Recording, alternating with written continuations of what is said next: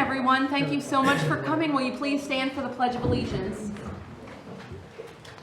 I pledge allegiance to the flag of the United States of America and to the republic for which it stands, one nation, under God, indivisible, with liberty and justice for all.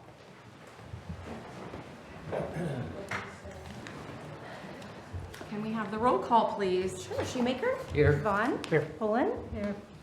Kahn? Here. Kellogg? Here. Can we have a motion to excuse Brent? Motion Khan. I'll second. Kahn? Aye. Kellogg? Yes. Shoemaker? Aye. Vaughn? Aye. Pullen? Bob Hines is coming, but he'll be late. Okay, community events. I went a little detailed, if you notice, for Millersburg's Hop Around Town event on April the 12th. Some things that are happening. The Easter Bunny will be at Miller's Creamery from 11 to 1. There'll be a downtown scavenger hunt for kids, a coloring contest at Miller's Creamery, spring open house at multiple businesses all around town, and an adult Easter egg hunt, not a kid, an adult Easter egg hunt filled with store coupons and gift cards to our local shops. So make plans to be downtown on April the 12th. Our bicentennial update. See all those papers over there? All of those are coloring pages from the little kids, and they're divided. Kindergarten is on our side, first, second, third, fourth, fifth. So in order to not have a public meeting to choose those, come in sometime this week or next, choose your top 5 and take a paper clip and put them in your top 5 in the kindergarten pile, your top 5 in the first grade pile. Does that make sense? Okay, and then we'll go through. And if somebody else's is in yours, just add it right into theirs, okay? Does that make sense? And then I'll take the ones that are paper clipped, and if we have 3 that multiple people like, then those will be our winners. Does that sound good? That'll keep us from all having to get back together here to have a public meeting to choose coloring contest. Okay, and then you can come in whenever you want. All right, are there any visitors wish to address council at this time? No? All right. Yeah. Oh, yes, yes. Come on up here, sir. Tell us who you are. My name is Chris Renewal. I don't know how to go exactly about this, but we had a handicap placard spot out in front of our house for my mom, and I don't know when it got taken down, but it got taken down, and I just want to know if we can get it back for my mom. Does she live with you? Yeah. Yeah. She's the homeowner, name on the deed to 30 South Alexander Street.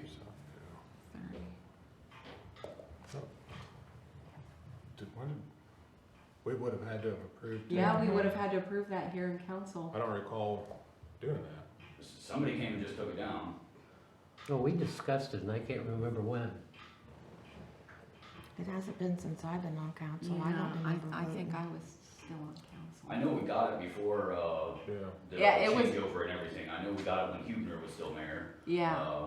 But then it came and got When taken was it down. taken down? I have no idea. I wasn't around at that point in time. Mom didn't have a car because her car, I don't know what happened to it. I wasn't around. Her car quit.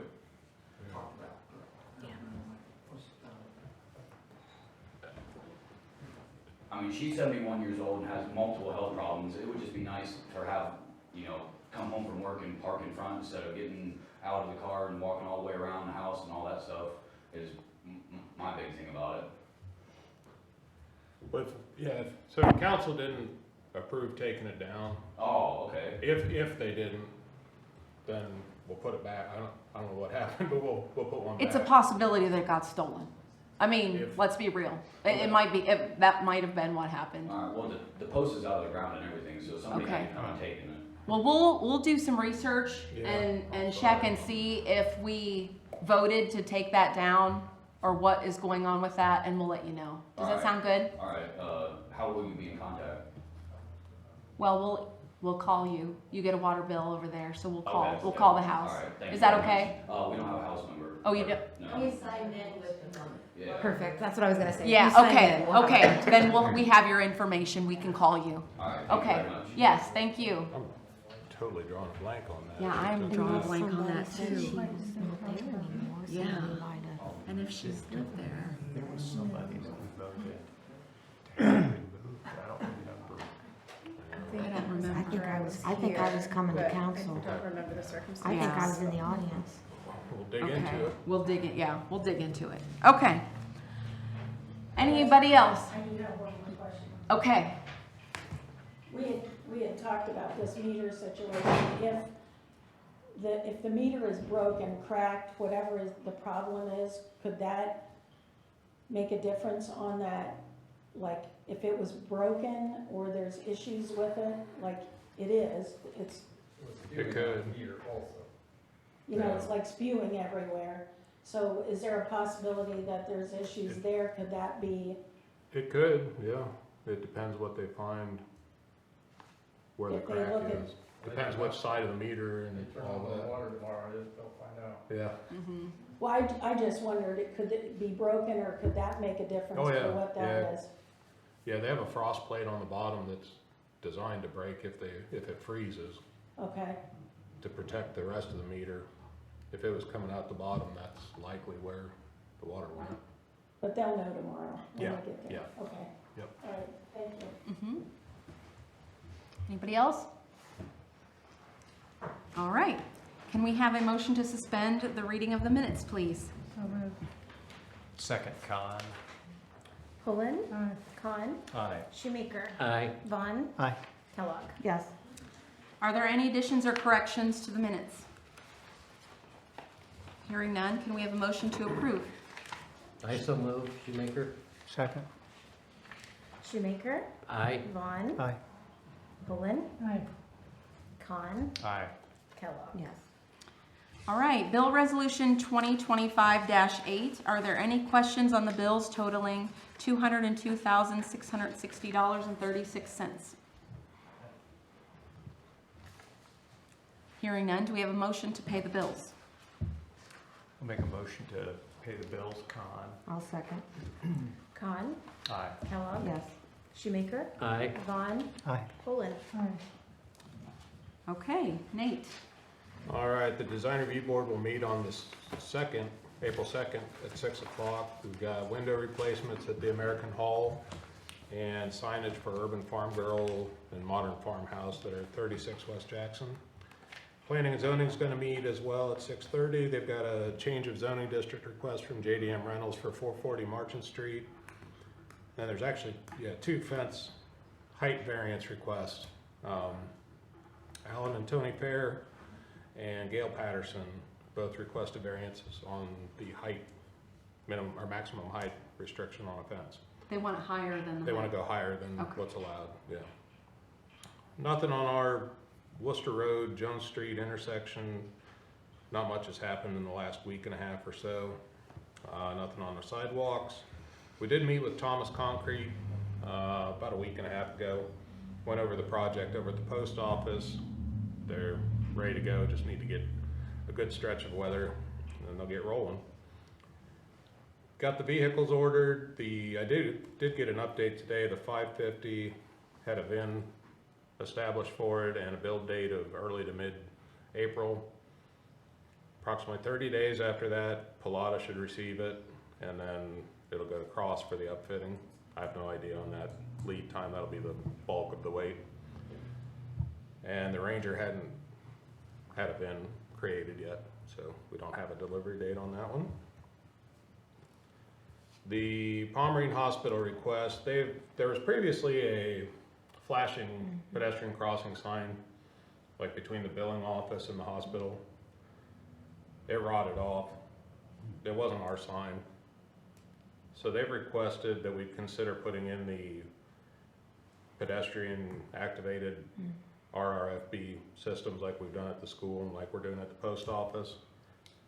Is that something you guys want to do? I think safety is a good.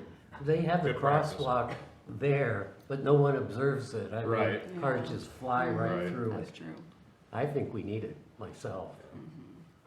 If it's something you guys want to proceed with, I'd request that we also pay for this out of our permissive funds since it isn't something we have budgeted. And it is $13,000 for one set of them, if that's okay. We have a motion? A second. Poland, Aye. Shoemaker, Aye. Vaughn, Aye. Khan, Yes. Kellogg. Yes.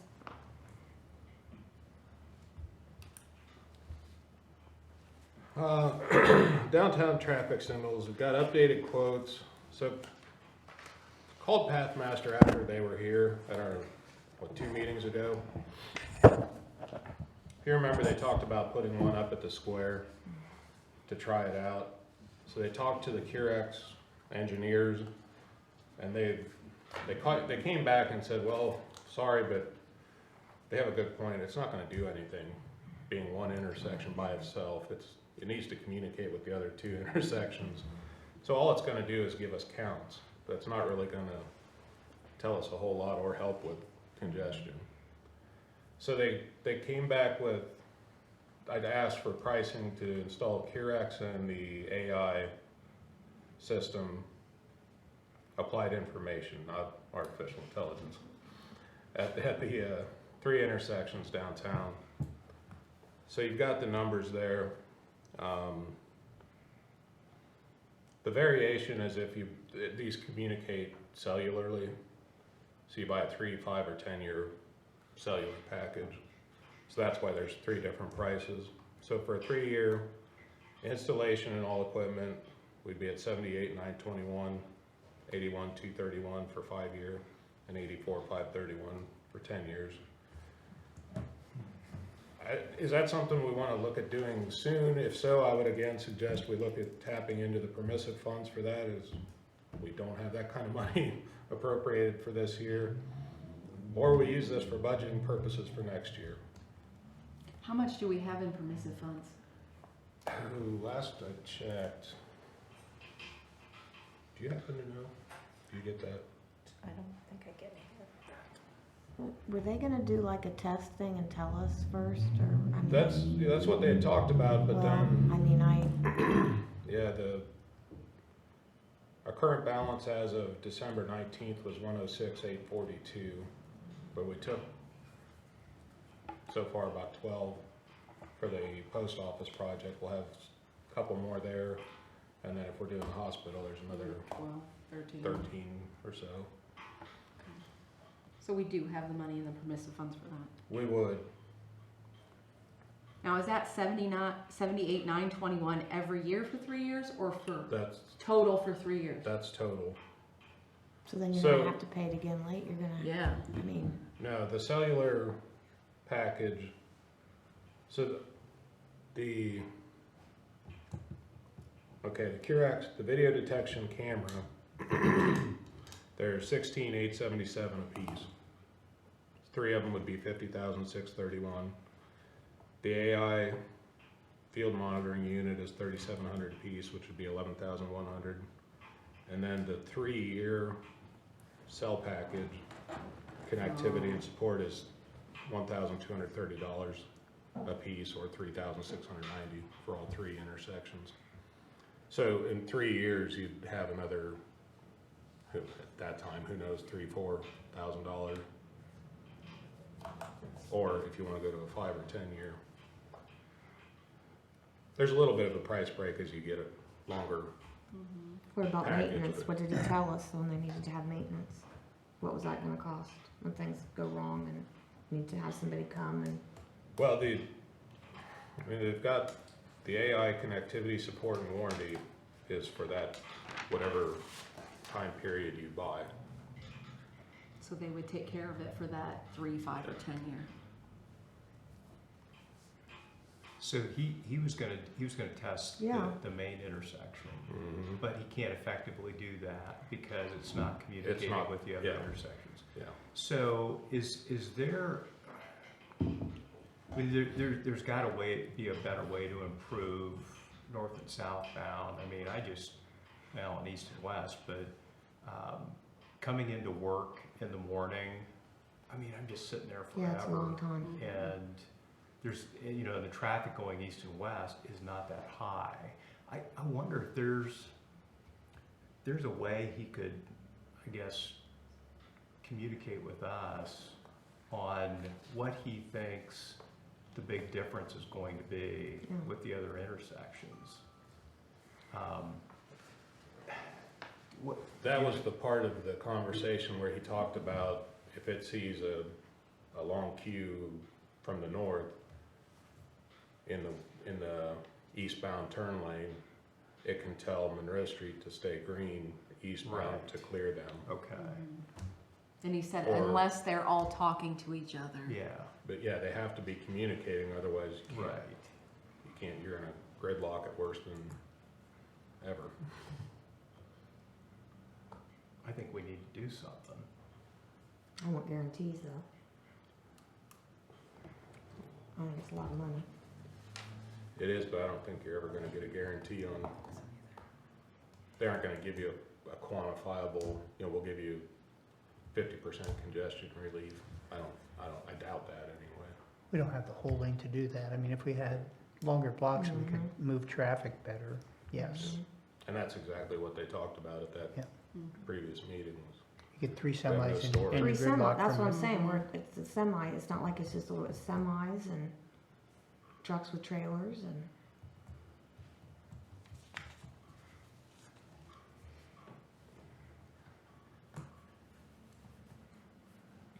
Do they have any place that we can talk to see the other similar villages that they've installed that we could talk to see? Yeah, he'd mentioned a couple that night He did. that Were they put- villages or cities? Um, Because I made the comment when he. Well, we can ask for Yeah. villages. Yeah, I It think would we be need nice. villages. The intersections are so close here in town, that's part of the problem, Yeah. or that Yeah. is the problem. Yeah. yeah, So it'd be nice to get something comparable. It would be nice to be able to see, yeah, it's really cleared things up at our intersections. I mean, that would speak volumes to me. mhm. Um, I can ask them for references more or less of where they've installed this. It'd be nice to Get some hear some feedback. feedback Yeah. on that, Nate. I Okay. think it would be. Okay, I feel better voting for this. I mean, I'm close to doing it anyway, but it'd be nice to kind of take me over the edge, I guess. sure. Get some more information. Does that sound good with everybody? Yeah. Get some feedback and get some more information. Okay. Arbor Day program will be on Arbor Day, imagine that. April 25th at 1:15 at the school. That's, every year we do this, the Tree City Board. First grade class comes out, they get a little talk about the benefit of trees. They each get a sapling to take home and plant. And we plant a tree on the campus somewhere. I did ask if they want a tree since they are gonna be moving at some point. And they said, yeah, we'll be here long enough that we'd like to see another tree installed, so we're gonna do that. And we found out over the weekend that, I wanna give a thank you, shout out to Home Soil and Water. We typically purchase the saplings and the tree. They provided them this year, so Oh, thank you to them. that's awesome. Stymel property, up on 241 where our water tank is. We don't own all of the land where the driveway goes up to the tanks. They're getting ready to sell that property. So Rhonda reached out, I'd actually called her a while back about seeing if we could widen the approach a little bit on their land. And we got to talking about it, and I think the way we always operated with Sam in the past was, you guys do whatever you need to do, don't worry about it. There was never a formal easement in place. He didn't worry about it, and that's how Sam was. That's all right. So, it's been a great relationship over the years, and Rhonda has continued that. But now that they're selling, she asked if we'd like to get an easement in place, and I agreed that this would be the time to do it. So I've been working with Baker Surveying.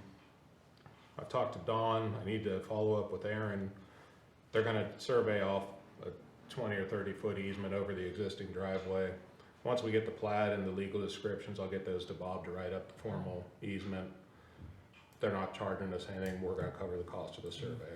So more than fair, I thought. We'll get that signed and recorded. Just wanted to give you a heads up on that. We do have a food truck request. Starlight Antiques is having an event April 11th and 12th. They've asked for permission to block off a parking space, those dates, for one food truck. Need a motion on that? So moved. We've done that Vaughn? before, haven't we? Yeah. Vaughn, Aye. Poland, Shoemaker, Aye. Khan, Aye. Kellogg. Yes. And I do want to give a reminder to any other merchants that want to do that, please try to get your request in early. They did, but there was one previously that, like, day of, asked permission and made it work, but best to get council's permission to do that. Park committee. So we've been talking about park improvements. One second here, sorry. We've got money appropriated for a piece of equipment at Airport Park. We had 25,000. We also have 140 appropriated for like all the parks. There was various projects. So there's a fair amount of money in capital for the parks this year. So I've been talking to Brad a little bit as chair of the park committee. And I just happened to get an email from Game Time.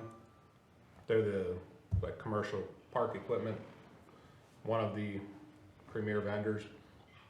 They had a funding opportunity for $35,000. So I looked at the application and it was literally like name, date, name, location, what's your project.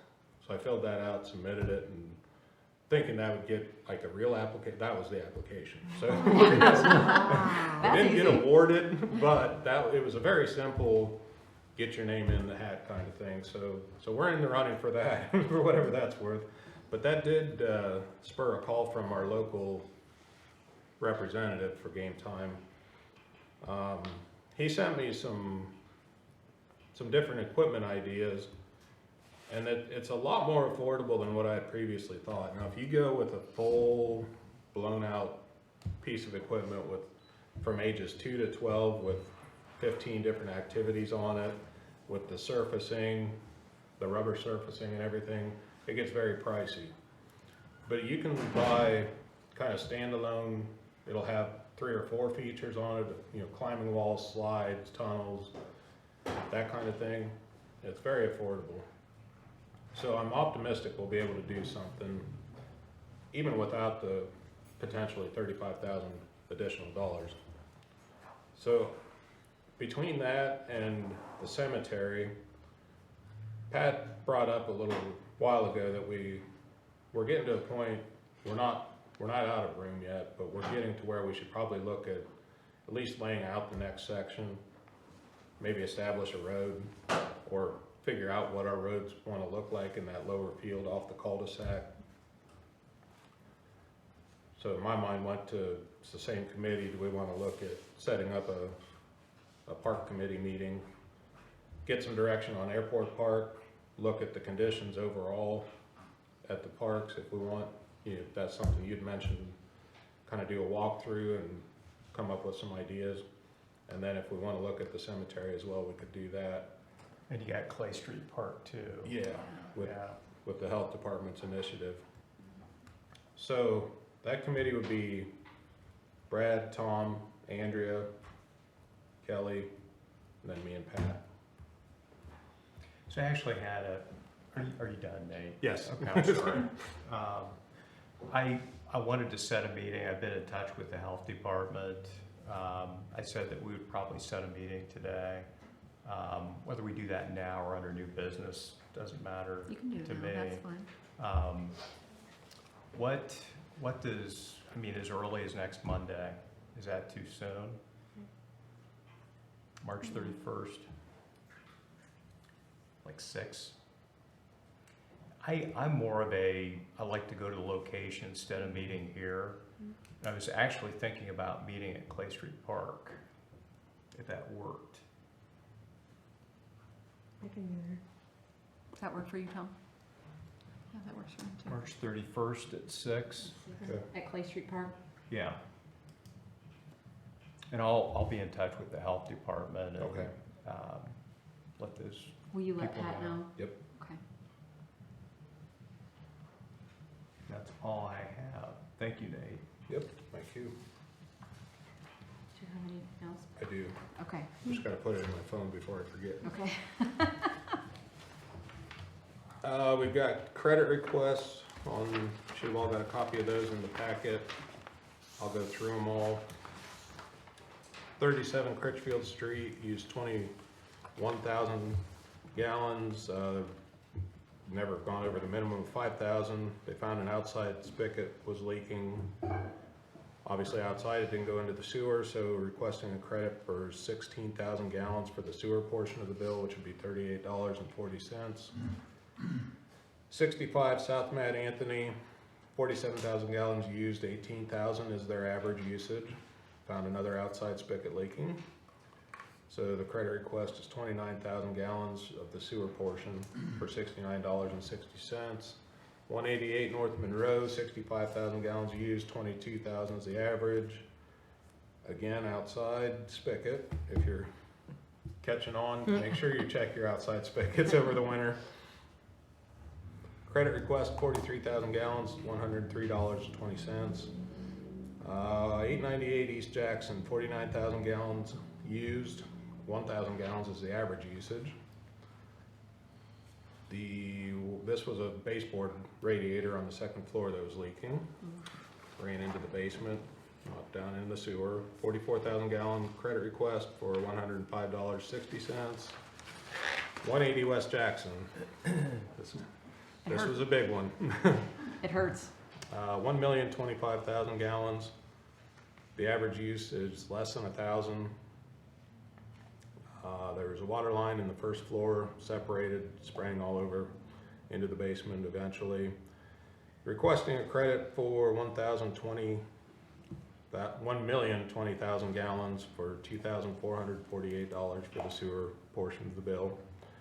And then there is work orders penned tomorrow, right? At 1 o'clock. 1 o'clock, the guys are going down. They also found that the meter itself was broken, so we'll find out if there's more to come from that.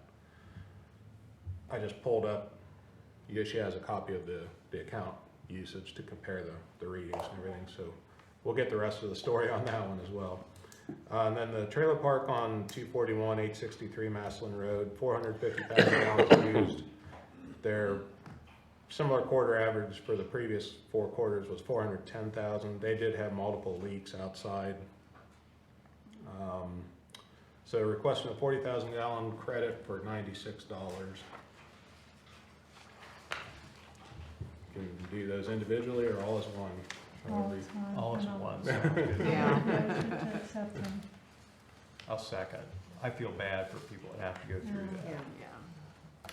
Bullen. Con. Aye. Shoemaker. Aye. Vaughn. Kellogg. Yes. Is that it, Nate? I believe that is it. Okay. Yes, thank you. Yes. Chief? I just have a few things. The new cruiser's in, it's out of the garage. There was some issues with some of the lights that I had ordered on it. They didn't realize there was a change, or the people that made the lights. Ford redesigned the cruiser, which is pretty normal. There's changes, so they weren't able to put some of the lights on.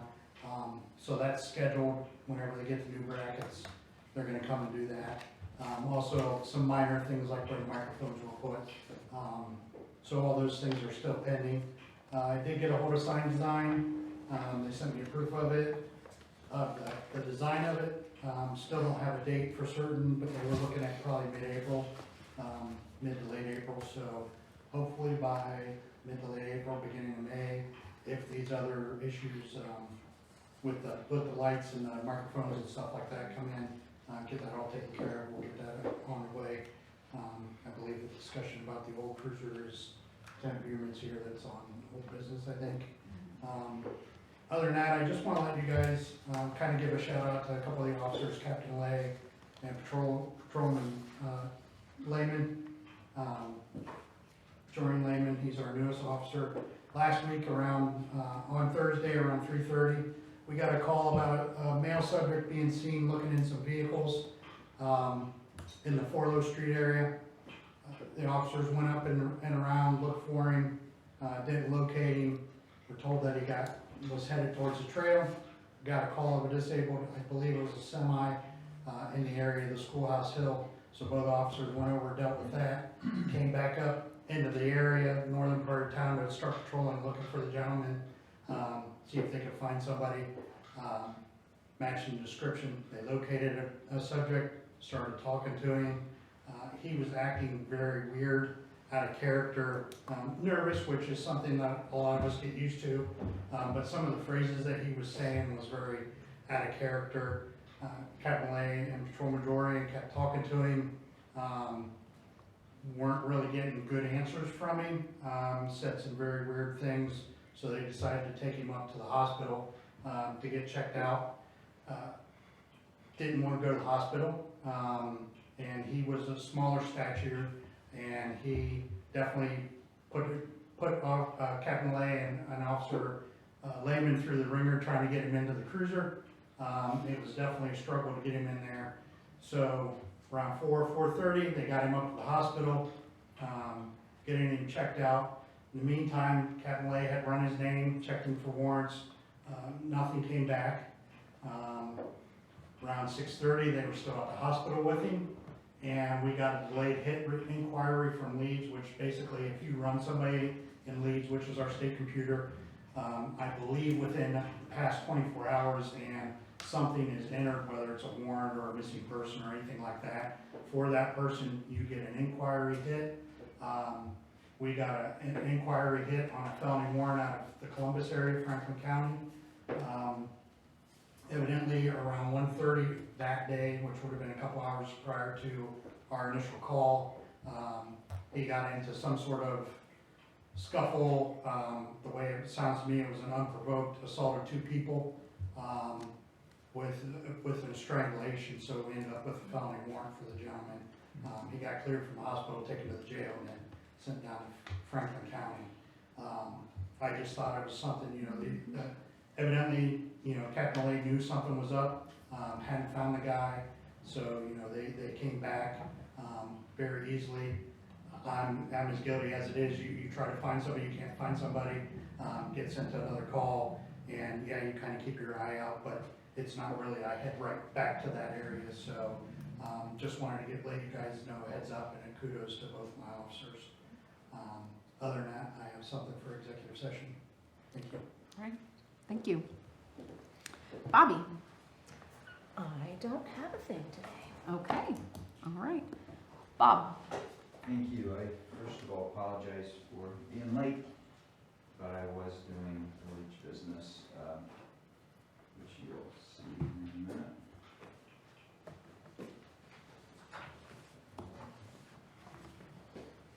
This is about the DORA application. And I'm giving you this, but I'm going to read this. So you don't have to bother reading it, so I'm going to read it to you.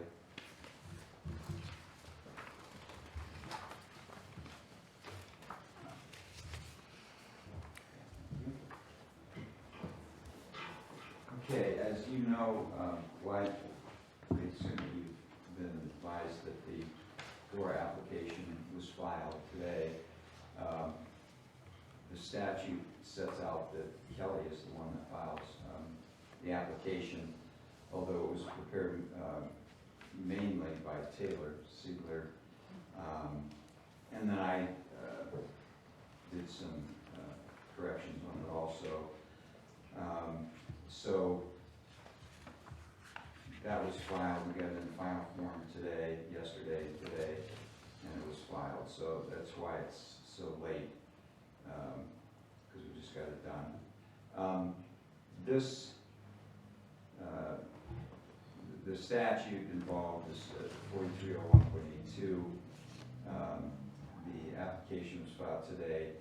The law states that within 45 days after the application is filed with counsel must cause publication of a public notice that the application has been filed in one newspaper of general circulation which we always use the Bargain Hunter. This public notice can be published in the Bargain Hunter on this Saturday, and notice must specify that the application is available for inspection during regular business hours, and that would be in Bobby's office. The notice can also include the date and time of the public hearing to be held regarding the application. This language suggests that it is not necessary for village council to hold a public hearing, but if one is held, and it must be included in the March 29th notice. The notice must also include a statement that the council will consider passage or denial of the application on May 12, 2025, or alternatively, if three readings are found by you not to be necessary, the date for approval or denial could be as soon as April 14, 2025, and I'll talk about why that would be preferable, and maybe Taylor can speak to that too. So if you find that a public hearing is necessary, I suggest the public hearing date would be the next meeting, April 14th at 6:30 p.m. Or 6:45, but in case we do have people show up, Kelly and I thought that it should be 6:30. The statute also states that within 60 days after publication of the notice, council must approve or disapprove the application, assuming the March 29th publication.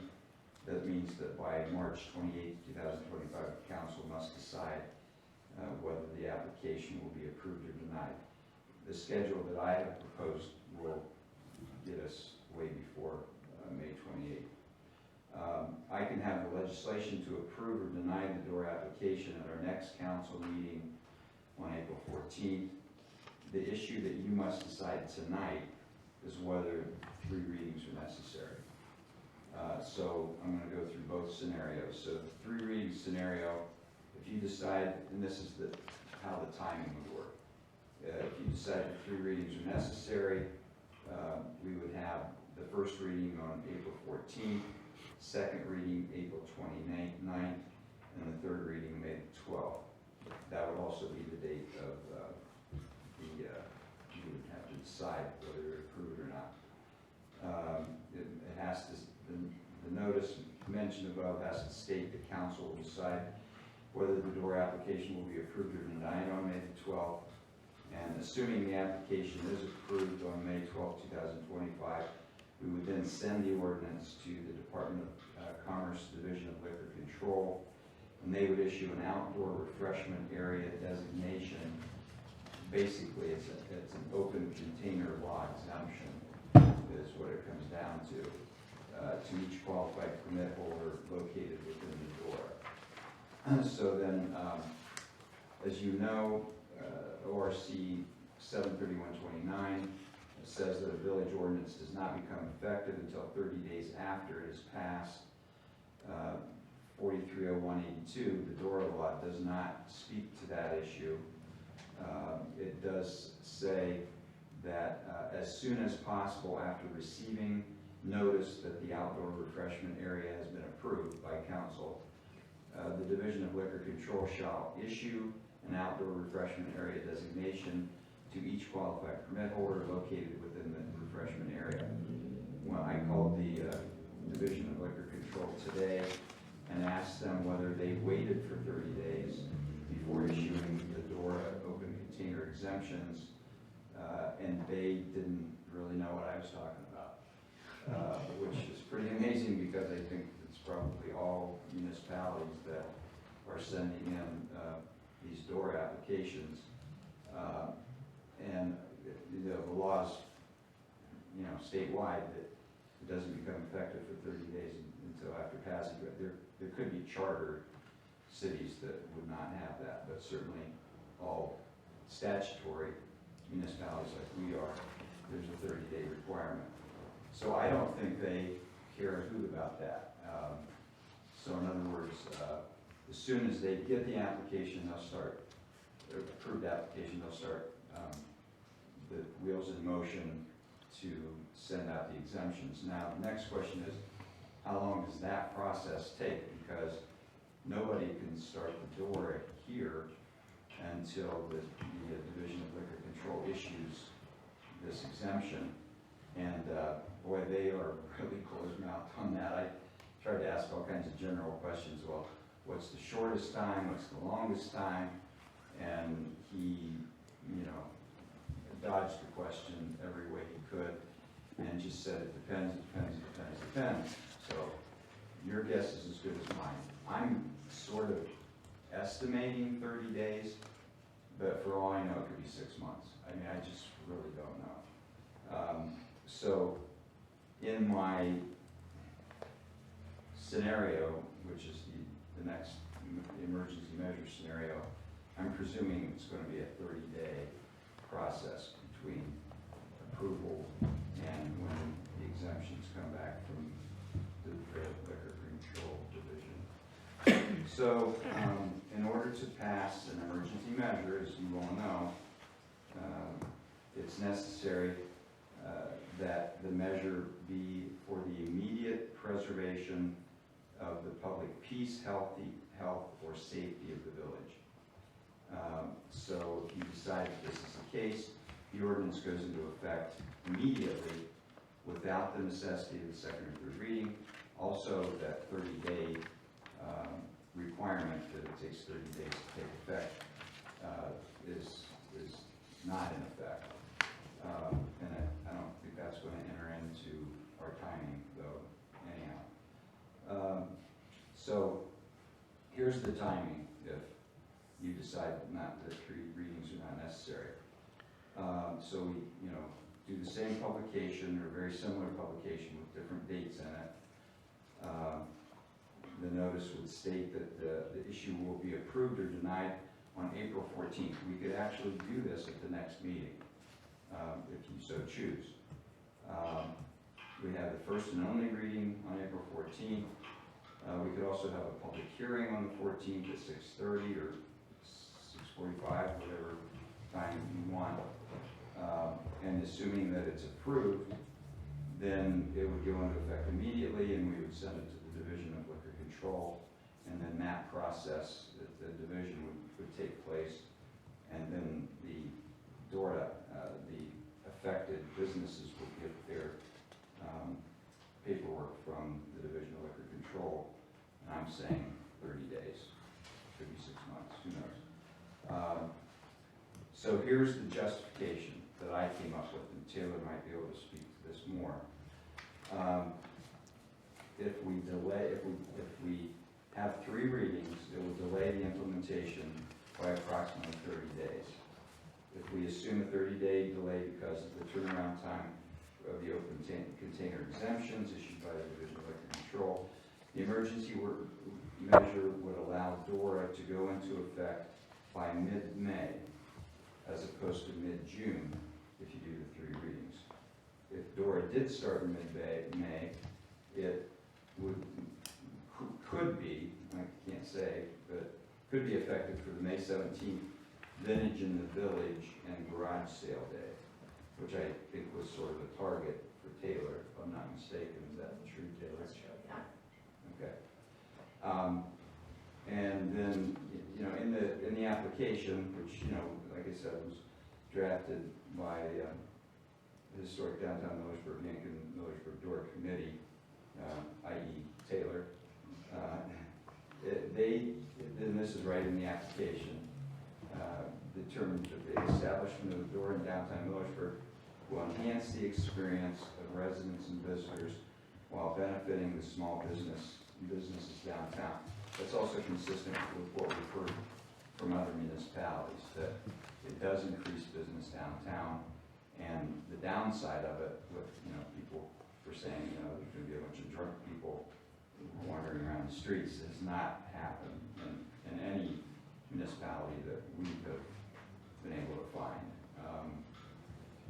And it also, this proposal enjoys nearly 93% of the surveyed community members. The 30-day implementation delay will cause economic hardship on the downtown village merchants, thus adversely affecting the health, safety, and welfare of the residents of the village. you might all say yes or no to that. Okay, that's the argument for it. I can tell you the last paragraph there, that back in 2020, the city of Worcester passed an emergency ordinance. They approved the DORA application on an emergency basis with no justification whatsoever, nothing. All they did was parrot the language of the statute, and I put in there the quote right from the Worcester legislation. So I'm going to allow you folks to discuss whether or not you should have 3 readings or whether it's going to be at the next meeting. And I don't know if Taylor wants to say anything or not. What happens if we do the first reading and do the second, third reading the following council meeting? Then we have a problem with the notice, because we have to give notice of the date that you are going to approve or disapprove. See what I'm saying? The notice that we put in the newspaper this Saturday has to state the decision date. So if you decide tonight, we're going to have a first reading and then combine the second and third reading, that'd be April 14th, and then that would be the final reading on April 28th, and then the decision on April 28th. That'd be fine, because we can put that in the notice. But do you see what I'm saying? Yeah, I'm just not excited doing it under an emergency measure, because I've had people say that, ask about, how it's gonna pass, and I said, it's gonna have multiple readings, and to go from multiple readings to 1 reading and pass it under emergency, I'm not excited about. And I'm not trying to influence you, I'm just telling you, if you did want to try to justify the emergency measure, that's what I came up with, that's the language I came up with. But we could do that, Tom. We could do the first reading on the 14th and then do the second and third readings on the 28th and vote on the 28th. We could do that, if that's what you guys want to do. I mean, personally, I'd rather see more than 1 council meeting have this legislation before us, rather than just. Would you want to one go and done. ahead then with the public meeting, hearing at 6:30? Sorry, my brain crapped out there for a minute. On the 14th then, we have our public hearing and then our first reading on the 14th and then the second and third on the 28th. Anybody else have any? I'm good with that. I guess when I hear about, we've been talking about this for a while, I feel better having additional readings. I mean, what's your, you make a comment, or I guess the information here in front of us, if we started in mid-May, it would be effective for May 17th, Vintage in the Village and garage sale day. That's a projection. I don't I know know, for sure. but I guess we've come this far along. How important is that? I guess if we do it and do it right and give people a chance to understand everything about DORA there is and come to a public meeting, I guess I'd rather do it right and make sure the information's out there and have 3 readings than to rush into this. Yeah, I'm okay with whatever you guys decide. It would be good to have it by Vintage in the Village, but it's not necessary. The businesses have been looking forward to it coming by Vintage in the Village. Initially, our projection was Girls Night Out when we first talked about it in October, but of course that wasn't possible. So now our projected date was by Vintage in the Village. It would have been like really close anyhow. So I think the approval date would have been like 2 days before Vintage in the Village anyhow, which is the projected approval date. It wouldn't be that's for certain. So really it might not even be approved by Vintage in the Village if we do it. But if we vote on the 28th, then that would put it out to May 28th, which means, so for 4th of July and Thunder over Holmes County, by then everything should be through. Yeah, I would think so. I think Andrea? the businesses really just want it here. I don't know how much of a difference it's gonna make 2 weeks or a month, really. Yeah. My- What do you think? Well, you want my opinion? Yeah, yeah. People never end up showing up to the public. I mean, I don't know, we've had a lot of discussion about all this, and I'd be willing to say yes, but, Do you think we should do 6:45? Because, I mean, Yeah. if we don't think that a lot of people show up, I just thought that we may have people show up. I'm okay with 6:45 or 6:30, it doesn't I guess matter. it's interesting to me that sometimes we say people don't show up because they're not comfortable. Right, And then they don't show up. So, I mean, I understand, but, I mean, like you said, we've been talking about this for a while. mm-hmm. And that's But what I thought. but I'm, you know, I'm just one person, but Have you I guys received any questions or concerns No. about Nora at all? no, No. I have not either. no one's complained to me, no one's been concerned about it, no one. Prior to all the discussion Mhm. that we've had here, I had a couple people approach me, but since the strong discussions have taken place in the meetings and stuff, I haven't had one person come to me. And you got a lot of feedback originally Mhm. posting too, that majority of the people wanted it. Yep, 93% of the survey Yeah. is saying yes. Don't get me wrong, I'm not opposed to the door. So, I right, just like to have more than one reading. yeah. So if we do the first reading on the 14th and we do a public meeting, public hearing, I'm sorry, I don't know why I keep saying public meeting. Public hearing, do we want to do the public hearing at 6:30 or 6:45? Because it doesn't matter to me.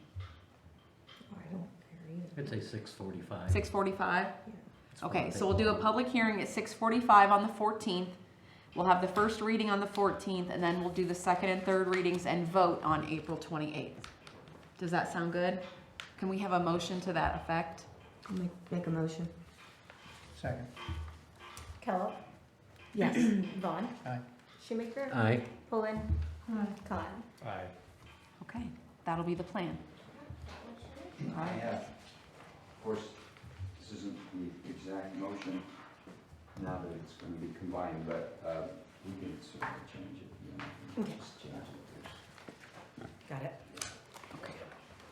Okay, All right. thank you. Yeah. I was gonna bring up to date on the trailer park. It's a mess. I think everybody knows that. Trash hasn't been picked up. Chad and Nate are on the stick on that. Sent out a letter. We have to follow a due process procedure in our ordinance. And of course, the first thing is notice to the owner. I doubt if he's going to sign for the certified mail, and then in which case, we have to go through publication, and then after that, we can go in and clean it up ourselves. So it's going to get done, it's just a matter of what. We tried to get the health department involved. Nate, I don't know if you want to talk about your conversation with the health department. Yeah, they had previously looked at it from an open dumping standpoint, and it doesn't meet the definition of open dumping. If it's set out for collection and not collected because of non-payment, that's not open dumping. So they're looking into it from other aspects as far as public health concerns, vermin, attraction, attractive nuisance, animals get in, scatter it, unsanitary conditions, that kind of thing. They're gonna go after it from that approach, not just dumping, open dumping. And then there's evidently open sewage under 2 of the trailers. And Kelly, you know about that. And Mike Harrington, attorney Mike Harrington told me about that too. I don't know, Nate, if you didn't know about that. And I don't know if the health department knows about it. Did you tell them? The health department knows about it, and the Department of Commerce also knows about it. Okay. Yeah. Right. And then I had a conversation also with the Department of Commerce, and that is a big agency with lots and lots of red tape and bureaucracy down there.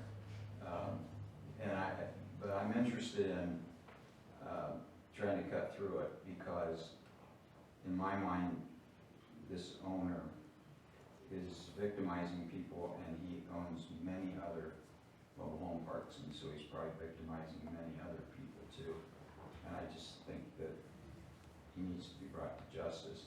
So I'm gonna be pushing for that with the Department of Commerce, and it's gonna take some pushing because, like I said, they got a lot of fish to fry, and we're probably not considered very good fish, so we'll be the last ones, and, but, I'm using all these metaphors, but squeaking wheel gets the grease, so, we're gonna squeak, to try to get some action from them. I did talk to the attorney for that division, of the Department of Commerce, and, she told me the procedure that, we need to follow, and, the person that we need to follow up with is on vacation until this Thursday, and, like I said, it's gonna be a process.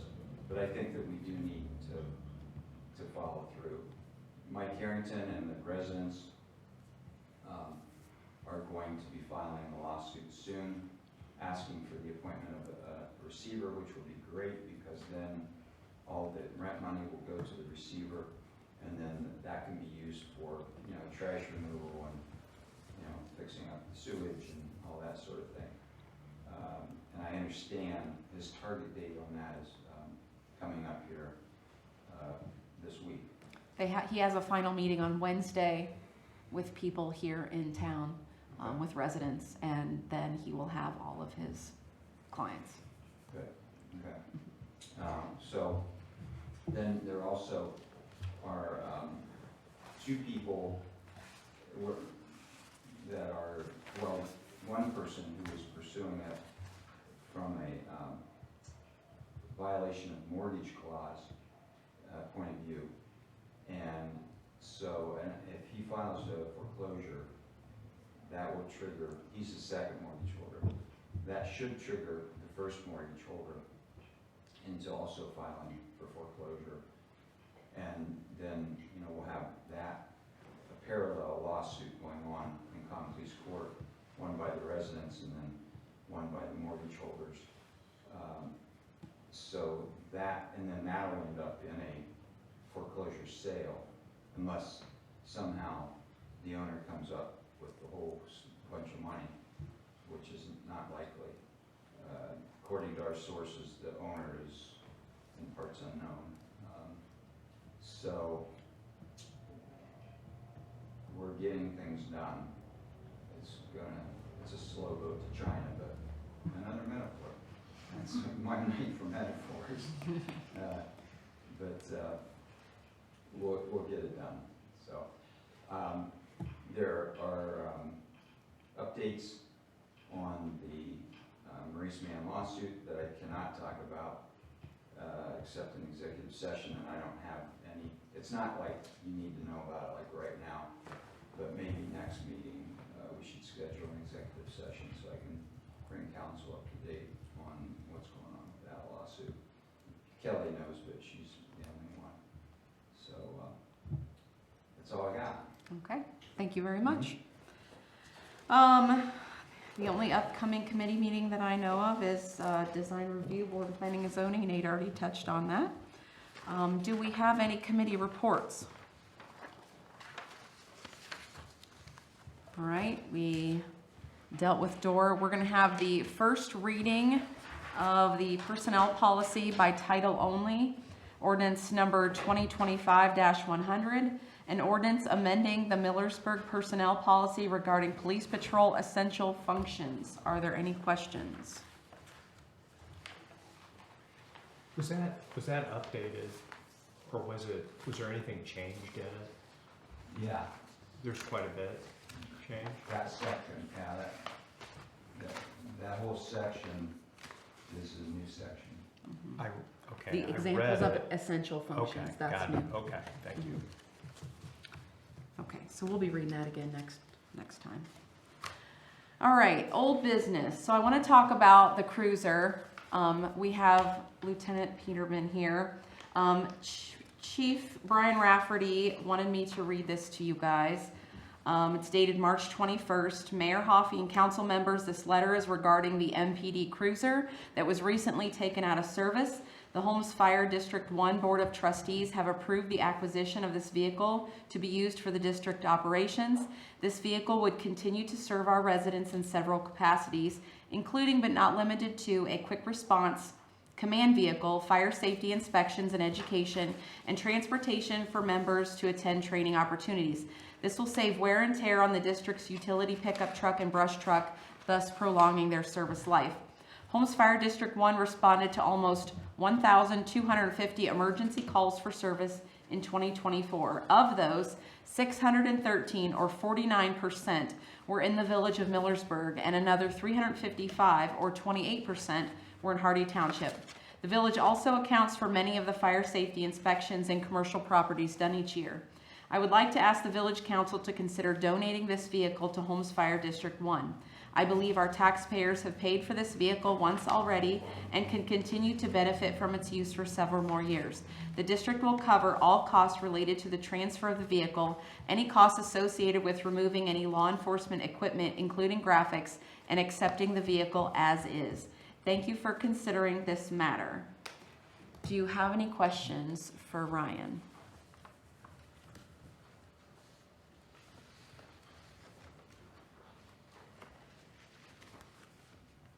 What was that vehicle appraised at? I can't remember. 5,500. 5,000. Was that right, Matt? 5,500? That's what statewide had offered us, Mhm. yes. Have we done that kind of thing before? Yeah, well, not with the vehicle. We have. Not Swimming pool. probably not that amount of money. Swimming pool we did. Swimming pool. Well, that's true. Well, if you wanna That was call a different thing. that. I guess the Millersburg taxpayers have paid for the vehicle, but not all four jurisdictions, so I guess I don't care, but Millersburg's paid for the vehicle, not Hardy and Mechanic and Monroe and Township, so.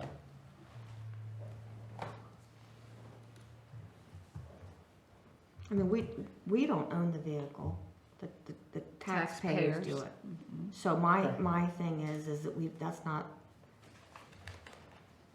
I mean, I have issues with buildings that get given away and that the taxpayers put into and then don't get their, recoup their. That's just my take.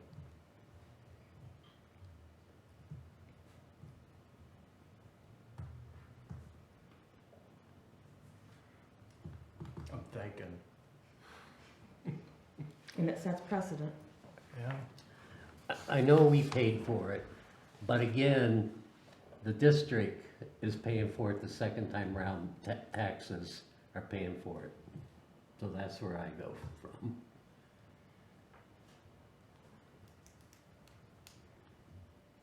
What year were you referring to they responded to 49%, 2024. 2024? That's what was on the paper. Is that a high percentage compared to previous years, or is that pretty normal?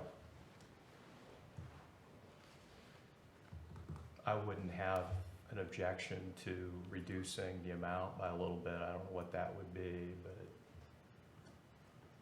I think that what Tom Bond has said makes some sense too, about the other jurisdictions that haven't paid for that.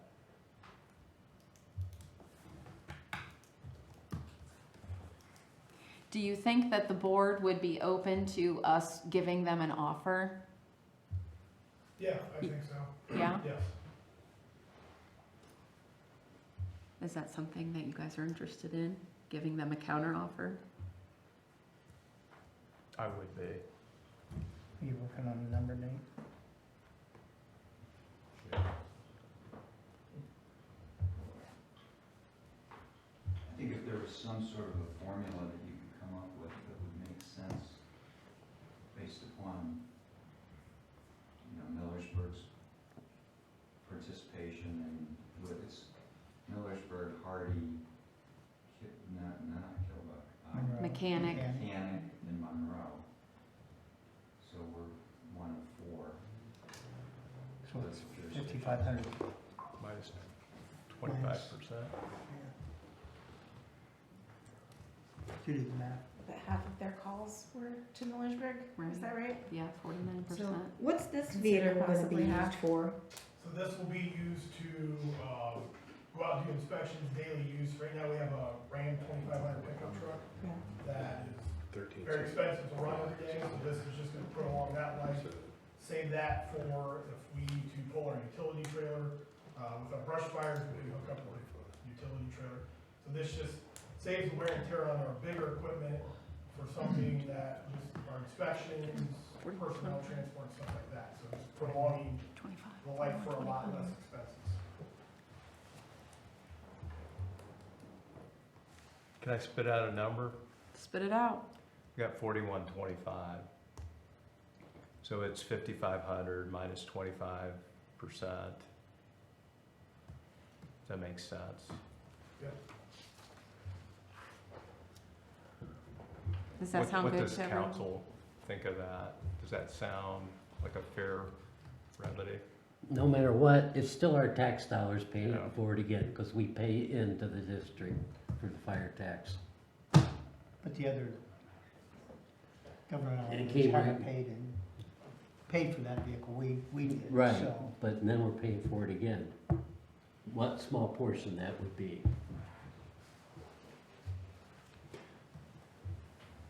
What do you think, That's- Devon? Like Brad's, You like that offer? Andrea, do you like that offer? Or I'm no? willing to compromise. I'm willing to compromise. Do you want to make a motion, Brad, that that's what we offer them? Yeah, I'll make a motion to offer the vehicle at $4,125, which is 25% less than what the original, I guess, appraised value was. If I'm saying that right. Second that. Khan, Aye. Vaughn, Aye. Shoemaker, Aye. Pullen, Kellogg. Yes. Okay. Thank you for being here to answer questions We'll take it to the board. I think they meet second Thursday in March or April. of April. Okay, thank you. Next we have Andrea would like to have a committee to discuss council rules. After reading this, I sent an email to Tom Vaughn to see if the personnel committee, if that's under the purview of them. And after having some conversations with both of them, I personally think that it's a good idea that any and all council members come up with ideas for inclusions into the rules for the next council meeting. And then at the next council meeting, we decide if we utilize an already formed committee or if we form a new committee. And then at least that committee will have a direction that every council member, things that every council member would like to see added to the rules, and that the rules are for the future, not necessarily right now, but for moving forward. So councils in 10, 20, 30 years will, these will be viable for them as well. Does that sound good to everyone? Just take a couple weeks and come up with some things that you think should be added or taken away, or whatever you think with the council rules. And when these rules are created, do you remember if it was the auditor's office or the historical society that we had some community meetings and we came together and met, and then we developed the council minutes after that? Well, I didn't, I was chief at the time, not a council member. That's how the rules that we currently have were formed, was through those public hearings and meeting with, I don't remember if it's historical or the auditor's office, but one of the two was involved with making sure our minutes were correct and workable, so. Well, I guess what I've noticed since being on council is we don't follow a lot of them. For example, to get things on an agenda, I mean, at the very end, there's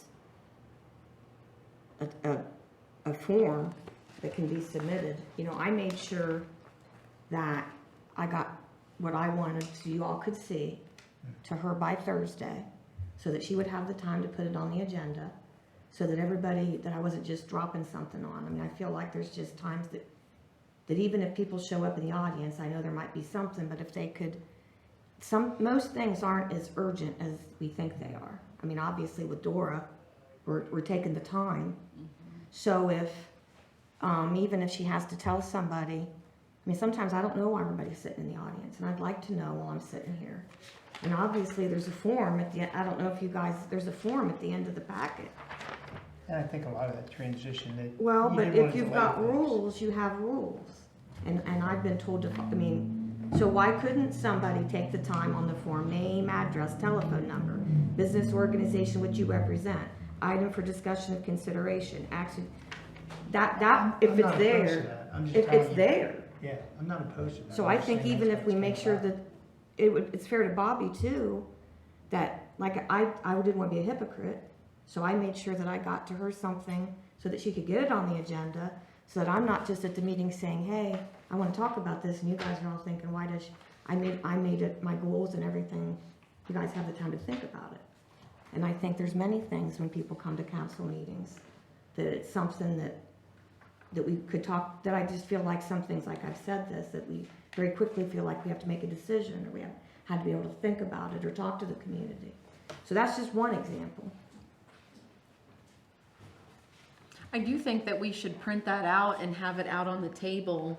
And maybe then if people call, even if people call and want to have some things to say, Bobby could fill it out or Mary could fill it out, and then at least we would know, because it is nice to see it, and this is what I hope for, and whether that's what happens or not, you know, And at maybe least people everybody would will come know. to the meetings more if that's, so they don't feel put on the spot, that it's already been there, we've all had a chance to read it.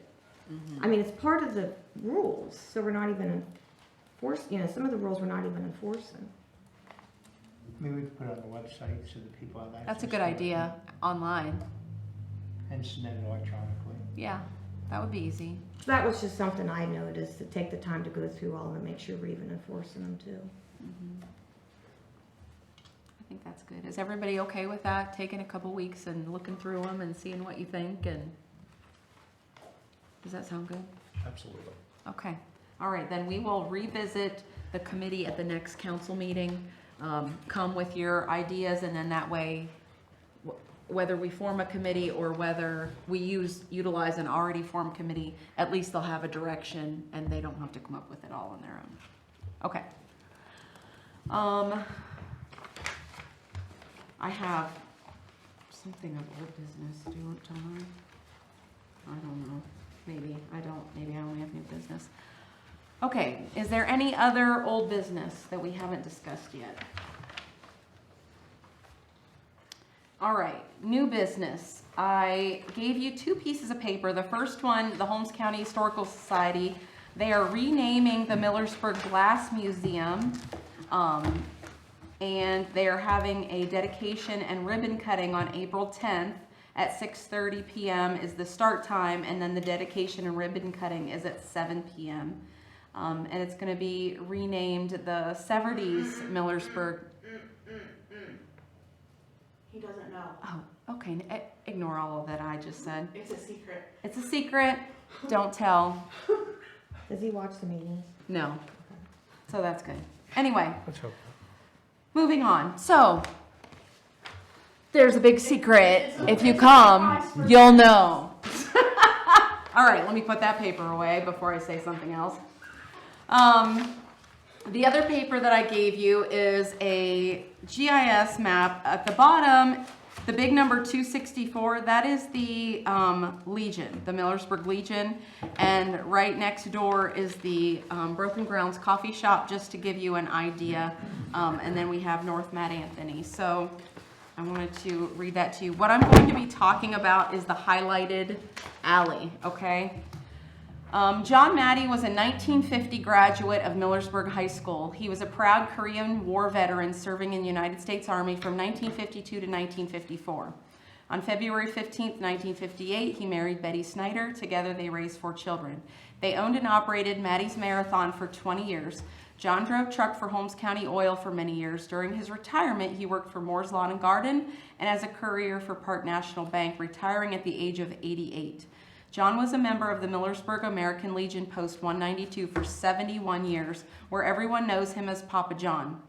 Papa John was a father to every single person who walked in the door of the American Legion, and he especially took under his wings all the younger veterans. Veterans of our military are a brotherhood.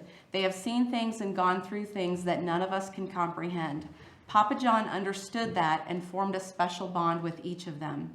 Papa John passed away on December 5th, 2024, and left a collective hole in our hearts. When he passed away, his family asked for donations to be made to the Columbus Honor Flight, and this week that honor flight has enough money from people here in Holmes County that it is an honor flight named in honor of Papa John Maddie.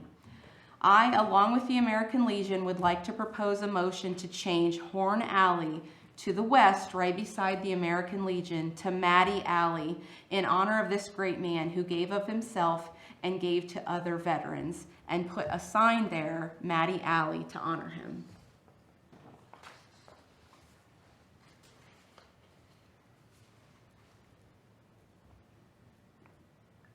What was Horn Alley named after? Do we? It was the guy that owned the coffee shop. Was it Bob Bob? Horn? Bob Horn. Mm-hmm. She was a clerk for the village as well. And Pop's drive-through before it was a bird nest. Wasn't Bob the auxiliary police officer too? I'm not taking away from the Horn family. I'm just, it's right beside the Legion, and I just think a veteran would be more apropos. You're waiting on a motion. Yes. So, You need a motion? I have a Okay, motion, I'll I need a second second. it. Vaughn, aye. Shoemaker, Aye. Pullen, Khan, Aye. yes. Thank you very much. Okay, are there any visitors wish to address council? I've got Oh, two. okay, sorry, Bob, go ahead. One, I had a call from a resident about roofing up at Baggs. And on the east side of Monroe Street by the parking lot, they've got cones there at night. And no one can park there. And much needed parking space. I mean, the cones are blowing over. I drove by it tonight. I drove by it too. Yeah, I did Yeah. too, I got a phone call about that. And second, I was sitting on the porch last week on one of the warm days, and I saw a school bus, come in, bringing kids after school. And they unload the kids right in the middle intersection of Maxwell Avenue and Sill. Well, there's no place for these kids to go walking down Sill Street. There's no sidewalks. And people come over that small hill like a bat out of heck. And these kids are little. And I mean, there's going to be more kids with the condos, which I'm surprised there are now. And so I don't know if we can get an emergency grant or something to put a sidewalk, which would be on the south side of Sill Street all the way down through. Because I just worry about these kids. I never thought about it before until I saw it, and I go, good grief. These kids are walking down the middle of that street. Can I make a comment about that? Sure. The road there is extremely narrow. There's hardly room for 2 vehicles. Yeah. Well, the part from Forlow down through Sill is supposed to be widened by the guy building the condos, but it hasn't happened. He's very lax on doing all of that. Yeah. Can we take a look at that this week? Take a look at that this week and see what we can do about that. If there's vehicles passing, you literally have to go in the grass on one Right. side. To be able to pass through there. You and Chad check that out? Yep. Okay, thank you. Anybody have anything else? Okay. Then I am asking council if we can go into executive session to consider the employment and promotion of a public employee or official, as well as consider the sale of property by competitive bid if disclosure of the information would give a competitive advantage to the other side of the division. Second. Poland. Con. Aye. Shoemaker. Aye. Vaughn. Aye. Kellogg. Yes. Okay, thank you very much. Have a great evening.